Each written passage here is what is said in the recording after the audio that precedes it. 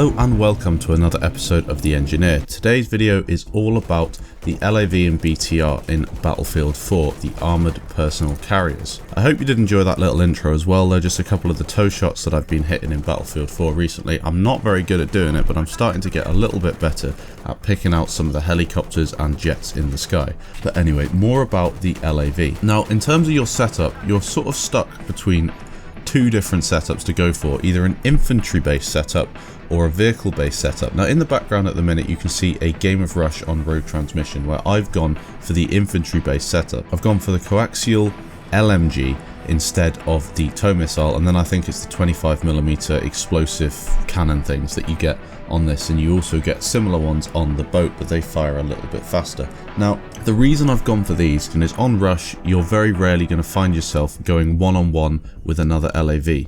You can always, because of the speed of the LAV, you can always get away and leave your infantry to do that job while you go to work on the opposition who are on the MCOMs. Again, I'm running with the thermal optics. As you see there, they save my life as I spot those slams or whatever they are on the floor. Another option is to let your gunner go with the thermal optics, assuming that you've got good communication.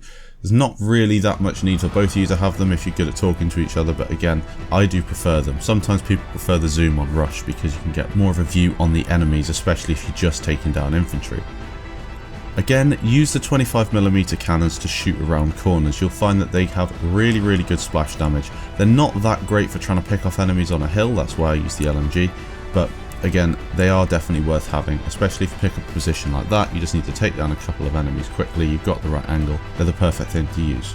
Make use of the speed of the LAV as much as you possibly can. They are very quick compared to tanks and other vehicles. As you can see, we're playing a bit of Conquest on Shanghai, and I make use of the speed and the ability to go in the water with the LAV. Now it's a bit of a crazy attack, that just jumping straight into the water, but I catch the boat off guard as the tank above me couldn't get an angle on him, and I take him down and then go to work on all the infantry down here. As you can see, it's not the smartest move to do, but you can't do this in any other vehicle, and it is a very useful thing to be able to do, especially if you're on a map such as Shanghai that does have the water as well as the land. So being able to have a vehicle that can do both of them is very important, especially for that flag as well, Charlie. Having an LAV to push up onto that is very useful. As you can see at the minute, I'm running with the tows and the 25mm. Now, if you just bear in mind that the tows are not going to reload as fast as other weapons, they're a little bit harder to aim, but they're also quite powerful and have fairly decent splash damage against infantry. Not the best, but fairly decent. So you can also use them to bend them around the back of cover and drop them into places where maybe you couldn't get your LMG before, so it's a useful tactic to have. Also, if you're coming up against another tank, you don't really have a hope in hell of taking the tank down if you're just using an LMG and a 25mm cannon. With the tows, you have a fairly decent chance as long as you hit them, and you can take down things like that, as you see, the MRAP, very quickly with a well-placed tow. The difference between the BTR and the LAV, in my opinion, isn't really enough to notice if you're just a casual gamer like me. I think the BTR has a lower profile and might be a little more difficult to hit, and the angles of which the turret can actually hit the infantry around you might be a little bit different as well. And I think the guns in the back might have a better angle of shooting behind you in one of them as well. But again, it's not really something to really worry about until you get quite familiar with the APCs themselves and start going on these big kill streaks, because to be honest, I don't really like to do that. I like to use them as an aggressive vehicle to cap flags and back up the main battle tanks on the map.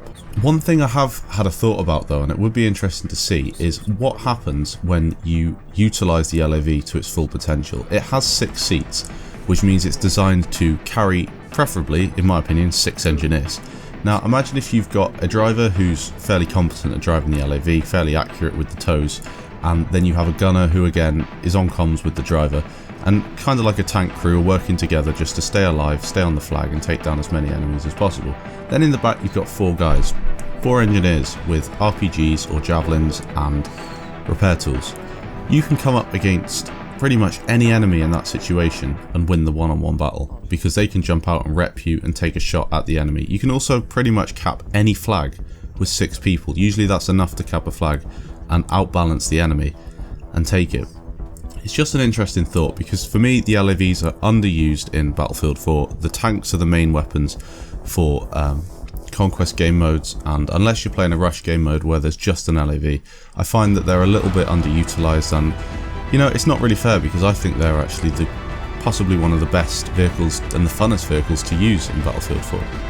Let me know what you think in the comments of that with the LAV. I will do more tutorials on this in the future because I haven't really used the LAVs a massive amount, but I thought I'd just give you a few tips. And I'll see you guys in the next episode.